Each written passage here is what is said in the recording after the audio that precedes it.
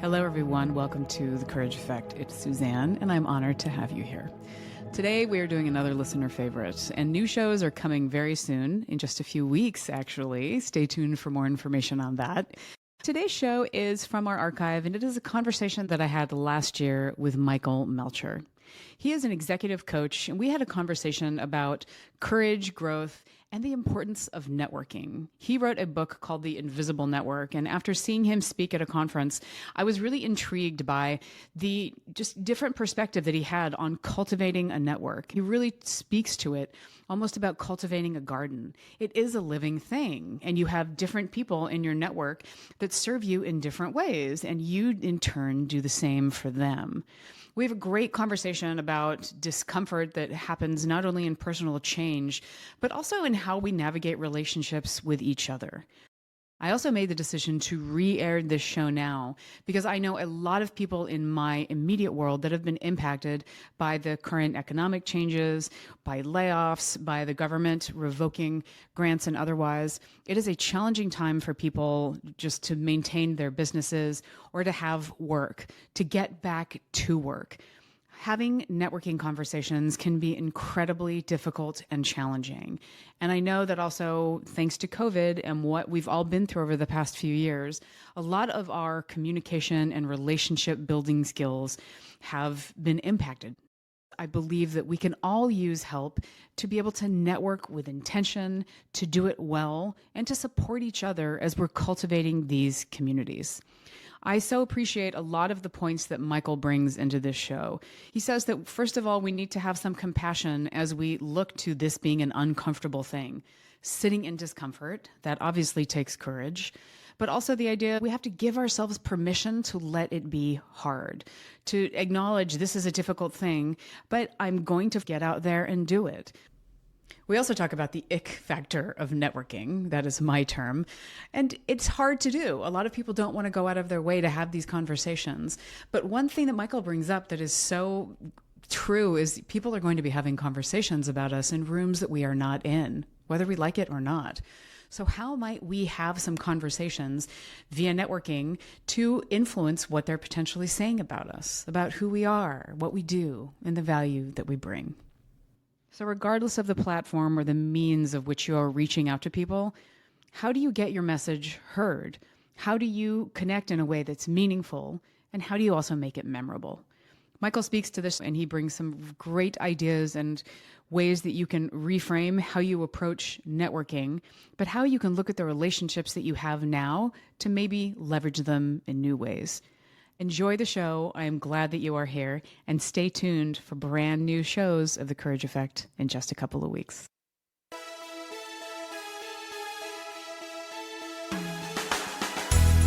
Welcome to The Courage Effect. I'm Suzanne Weller, and this is a show about growth and unleashing what's possible. You will hear inspiring stories about what courage looks like, how we navigate what's getting in our way, and the opportunities that surface when we choose courage over comfort. Let's get started.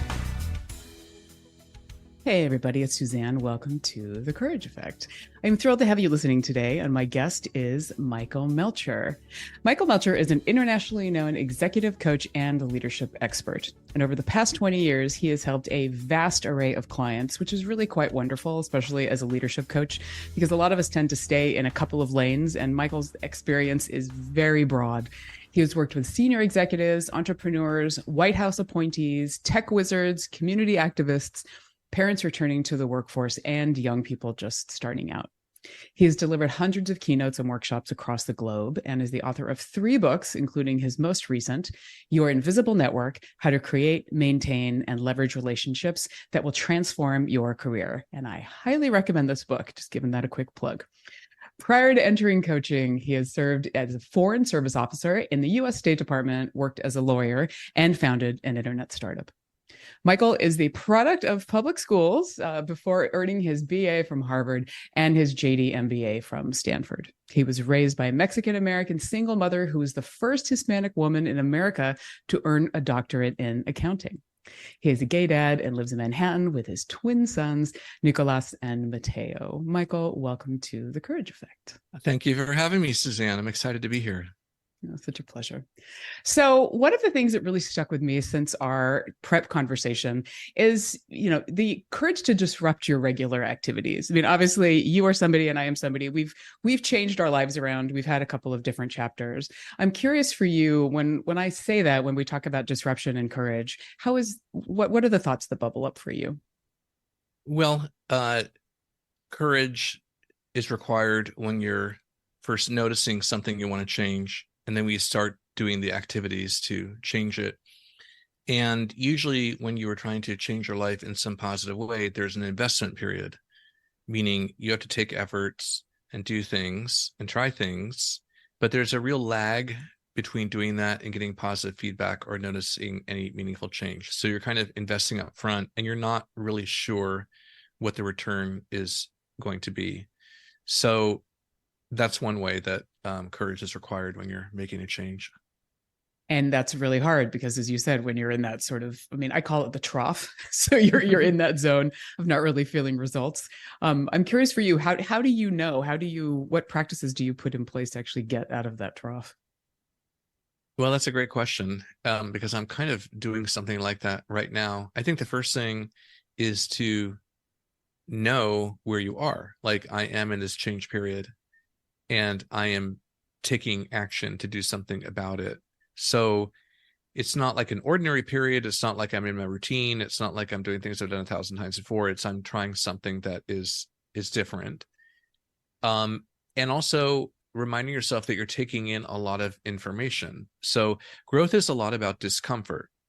It's a key to growth, actually, because when we are growing, we're trying things that we haven't done before. We're trying things that we don't know how they're going to turn out. We're probably trying things with new people where we don't have established relationships. We don't want to fail and we don't want to be rejected. So that's an uncomfortable feeling. And it's recognizing that. And then it's, what type of label do we put on it? Do I think, oh, I feel weird. I'm in this German class and people are 20 years younger than me and they seem to be better than me. And I thought I was good at this. And do I look at it that way? Or do I say, hey, gold star for me because I schlepped downtown to take this class in a new language that I've never studied before. And that took effort. So I'm hearing some kindness for yourself, some grace. Grace, I have to say, self-compassion is on my to-do list. It's oddly not something that comes so naturally to me. And in a way, I feel like, well, that could be my psychology, or it could be part of being someone who goes after goals and achieves things. You're constantly pushing yourself to be something better than you are already. But it's very easy for that to then turn into a more generalized judgment of yourself, and kind of not give yourself credit, I would say. Yeah. Well, and I think it's such a potential dangerous double bind, especially if you're in that trough, right? Because if you're in that point of just pushing yourself and not taking some reflection, taking some introspection on giving yourself permission to at least keep going, because it's so easy to just pull the ripcord and get out. Yeah, I think you can also give yourself permission to let it be hard. I mean, there are times in life when things are just hard, and it's not a sign you're doing something wrong. If it's really hard, it means, oh, maybe I'm doing something that is worthwhile. Such a great point. And so important. I think we're really bad at sitting in discomfort. Oh, sure. I mean, we are terrified of boredom. We are terrified of the anxiety that comes from that. And we increasingly live in a culture where there are all kinds of little parachutes you can jump into to escape the moment, uh, often held in the palm of our hands with a little red dot indicating there's something to look at or a message, right? So those are all escapes from the moment. But as you know, there's so much more learning if we can be still and then kind of just observe, like, what's Michael doing right now? What's he feeling? What's he noticing? What's hard for him? What's easy for him?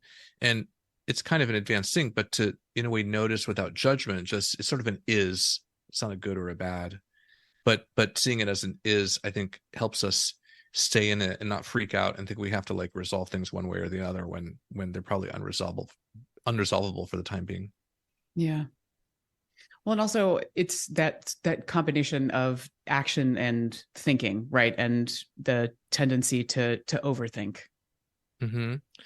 Well, I've been very informed in my coaching work by a book that came out many years ago called Working Identity by Herminia Ibarra. And there's actually a second edition coming out, I think, in moments. And her book was about career change, but it has much broader applications. And essentially, she said people put a lot of stock into insight and thinking, but change isn't really about thinking. It's about thinking and acting.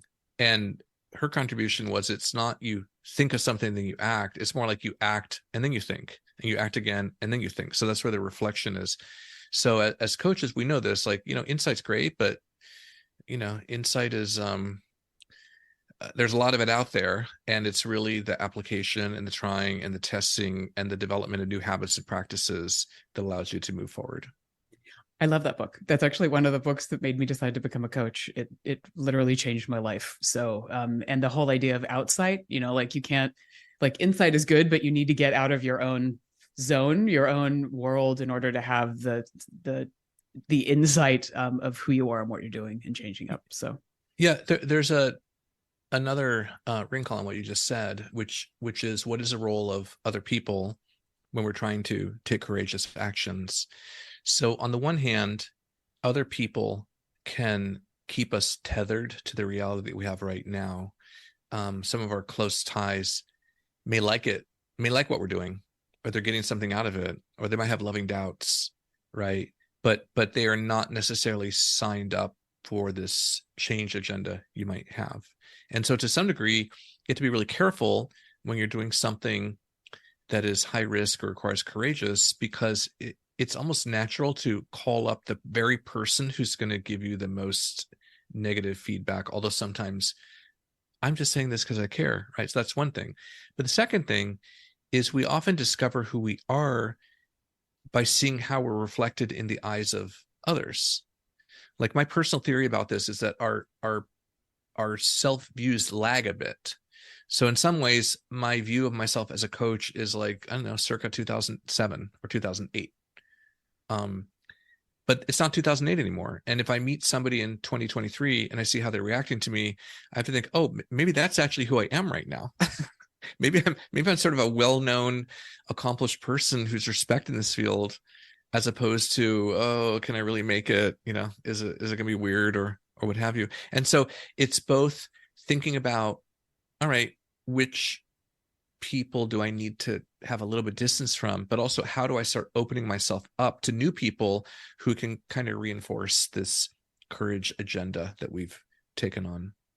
I love that. And the whole idea of it's so intertwined with identity, going back to your earlier point before. I think it's being able to see ourselves in a different light, because yeah, it is so easy to just go back and think, oh, that was me 10 years ago. And it's like, well, I don't know. There's a lot that's happened during that point. And I'm curious for you, as I mean, a big leap in your life was becoming a father. Mm-hmm. So, and that obviously was a courageous move. So can you give us a little bit about that, because that's obviously a significant identity shift as well. Oh my goodness. Yes, very much so. So I have a number of possibly contradictory thoughts. The first is that I don't think I really changed that much. I think I've just become more of who I was already, but maybe those parts are buried a little bit or hadn't yet bloomed. The second thing is, I created my children through this process of surrogacy and in vitro fertilization, where two women helped me. One provided the eggs and the other one carried the embryo, with whom she has no biological connection, but obviously a very intimate one. And I had first thought of this idea 20 years before I did it. And it took me 20 years to kind of get to it. And part of that was financial, but I really think the main reason is that for many years, I was waiting for somebody to give me permission to do it or to persuade me. And one day I realized I didn't need anybody's permission, and it wasn't anybody else's job to persuade me. And I think both of those points are relevant to a lot of people. You could almost do a little exercise. Okay, what am I waiting for permission to do? or I wish somebody would give me permission to, and then list it out 5 times. And then it would be nice if people would persuade me to, 3 or 4 times. It's funny what might come up in that exercise. And so insightful around sort of unloading it on somebody else, burdening somebody else with the responsibility of nudging us. Absolutely. I mean, I did that actually. Like I would get annoyed that some of my friends or relatives weren't really saying supportive things, but in a way they were just tracking what they thought I was communicating. So if I would say, oh, I'm not really sure I want to do this, they would then echo that back. Right. So when you are expecting other people to persuade you, you can create these really strange dynamics and be kind of passive aggressive without even realizing it. Yeah. Well, I'd love to talk a little bit about that more. We have to go to a break, so let's take a moment. We'll be back. This is The Courage Effect with Suzanne. Please stay tuned.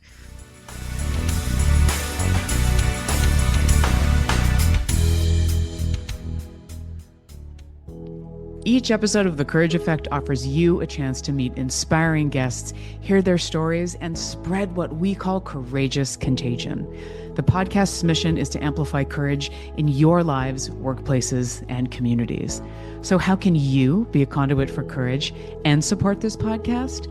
The best no-cost way is simple. Subscribe or follow The Courage Effect and leave a comment or a review. You taking the time to do this helps us get the word out, to reach more people and amplify what's important to you. It also ensures that you won't miss any future episodes. I'm so honored that you're a part of this community, and I'm glad you're here. Now back to the show.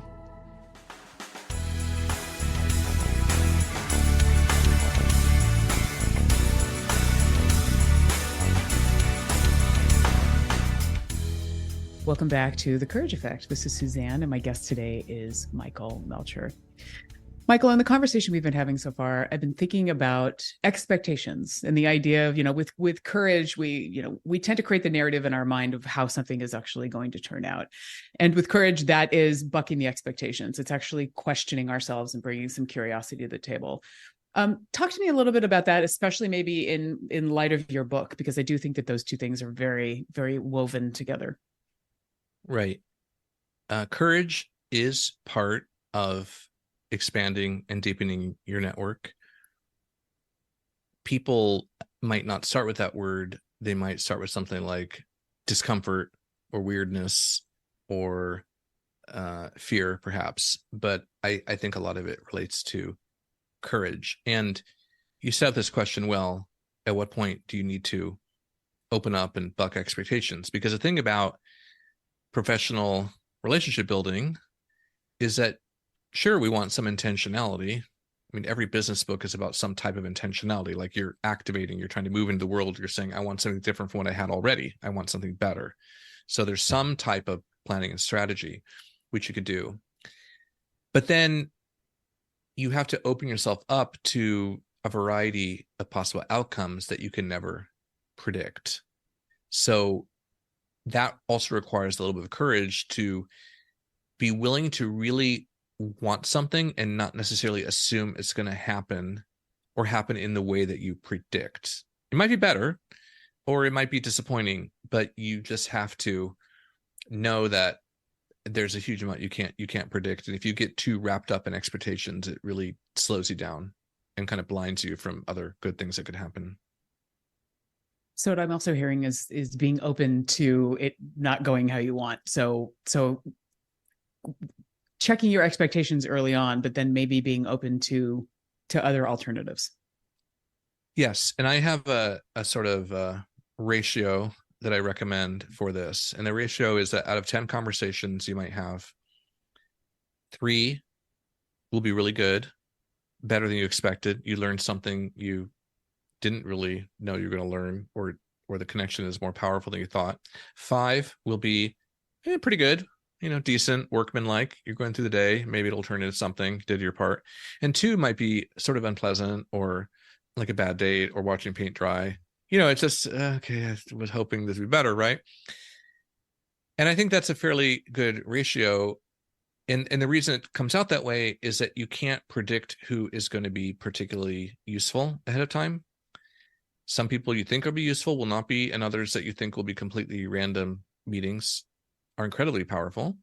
And the second thing is you can't predict how any one conversation will turn out, because a conversation is two heads with two different worlds behind them, and it's chemistry and action. And so you can often get to someplace you don't expect, right? So if you put those two together, then you can't really predict it. It means it's a bit more of a volume play. So it's, you can be attached to, overall, I would like a positive outcome. I'm going to put in the work, and over time, I will turn over some great stones, but not getting too wrapped up in how any one conversation is going to turn out, or how any one relationship will turn out, because that's just kind of a recipe for making yourself unhappy and bitter.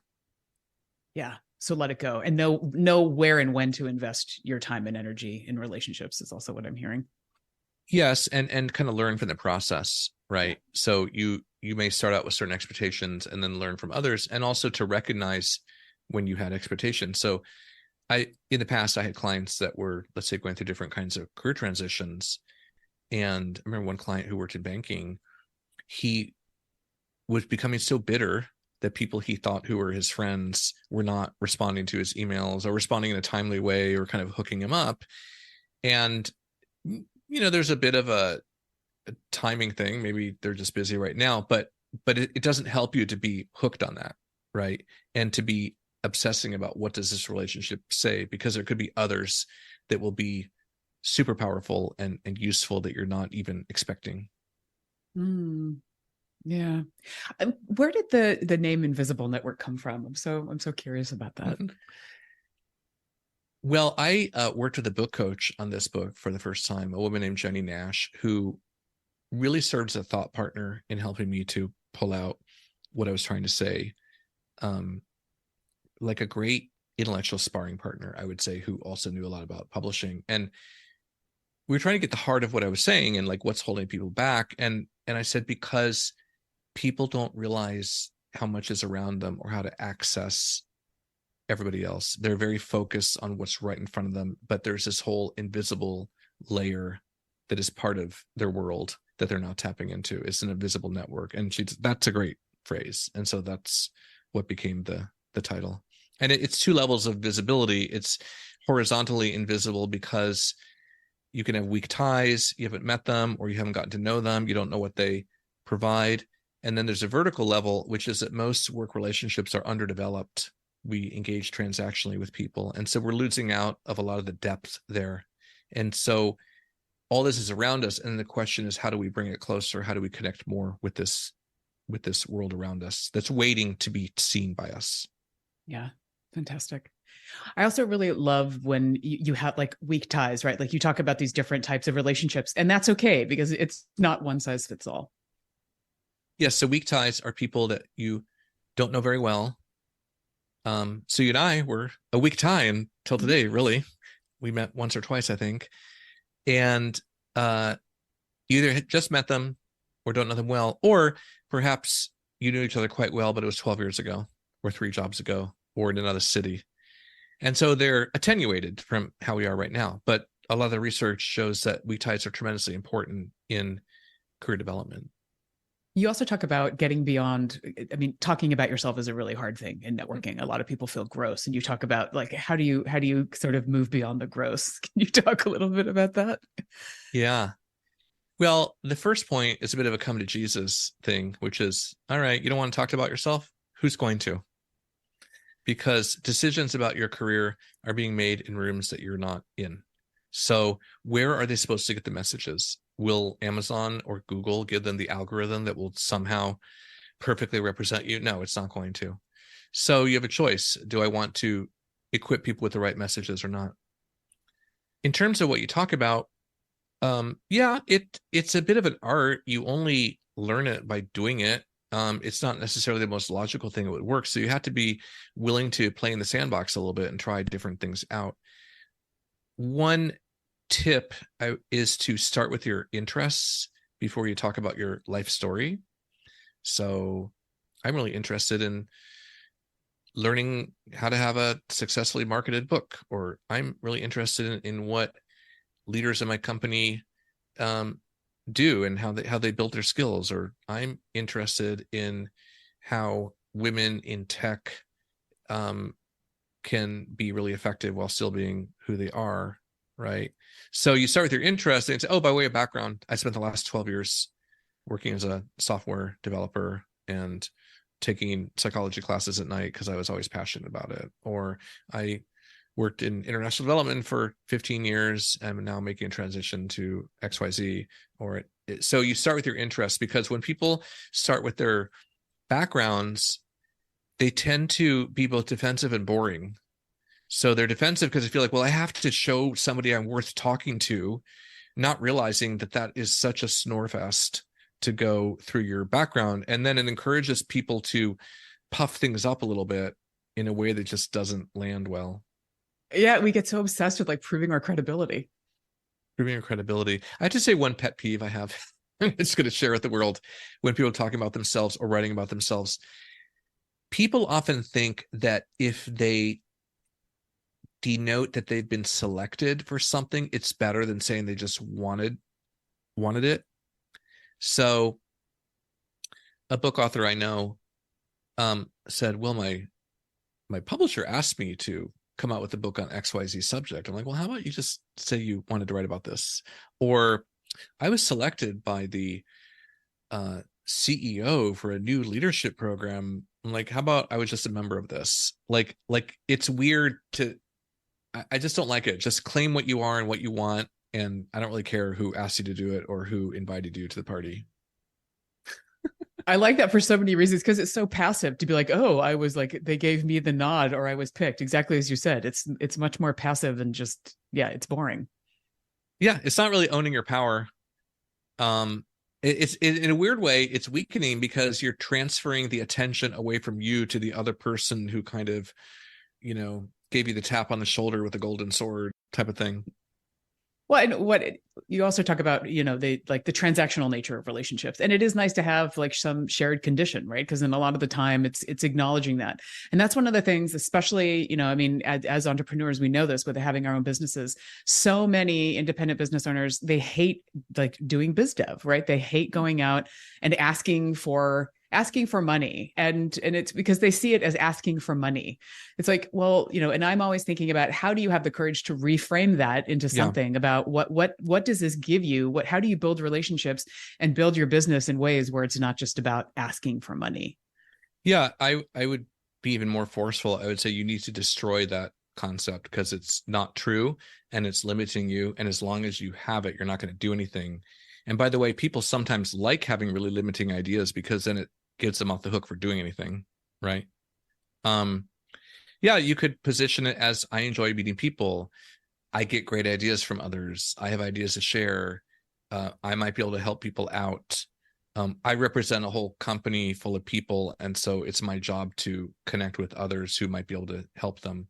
There are lots of different ways that people do it. I mean, most people have a set of relationship building activities they do naturally, but they define it as kind of not work and not on purpose, and they think those are good ones, and then the on purpose ones somehow they decide are bad, but there's no real conceptual difference between the two. Yeah. Well, and thank you for the book. I mean, it is really fantastic. Highly recommended, just as far as really having a better understanding of leveraging your existing network. That's one of the things that I think, like a network is a living thing. So we get out of it what we put into it. And that's one of the things that it's a good reminder for me, like, oh, that's a weak tie I haven't talked to in a long time, or thinking, what are the relationships I need in my life right now? So it's a living thing. Yeah. Yeah, very much so. So as we wrap up, I want to just do a couple of takeaways from things that I heard you say in our conversation today. People can keep each other tethered. Like maybe we need to look at the people that are around us and surround us with people that are going to be on the change journey with us, as opposed to holding us back. The idea of giving ourselves permission. Why do we tend to fall into that? And the courage to expand our network, the courage to, talk about yourself and really own your story, because if you don't, somebody else will. So thank you so much for being here today, Michael. So appreciate the conversation. Any final thoughts as we wrap up? I just want to take on the kind of final discussion about the cultivating. It's like a garden, and anyone who ever does gardening knows that it's actually quite a lot of work. but it's more like a day-to-day type of cultivation, and that's what enables it to really flourish. So there's always something you can do to keep it going. I love that. Yep. Keep gardening that network. Thank you, Michael. Appreciate you. Thank you, everybody, for listening today. Stay courageous. The Courage Effect is brought to you by Weller Collaboration. We partner with individuals, teams, and organizations to enhance leadership, increase agility, and build effective teams. More information about us is available via the links in our show notes. Please spread the word about the Courage Effect. Rate and review your favorite episodes on iTunes or your favorite podcast platform. Share with your colleagues, family, and anyone in your universe who might be inspired by a good dose of courage. If you have feedback or stories to share about the show or would like to apply to be a guest, please contact us via our website. Benny Mathers is our producer. Dave Nelson composed our theme music. Alex Sandyforth is our administrative maven, and I'm your host, Suzanne Weller.